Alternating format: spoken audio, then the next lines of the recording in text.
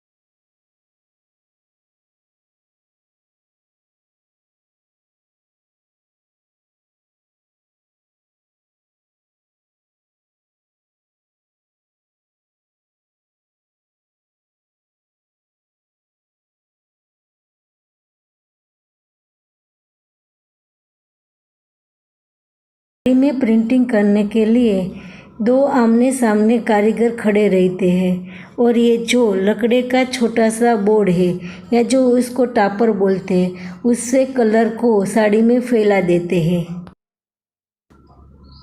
देखिए इसमें एकदम नीट एंड क्लीन प्रिंटिंग हो रही है, कहीं पर भी बीच में प्रिंटिंग छूट नहीं रही है और ना ही एक प्रिंटिंग के ऊपर दूसरी प्रिंटिंग हो रही है।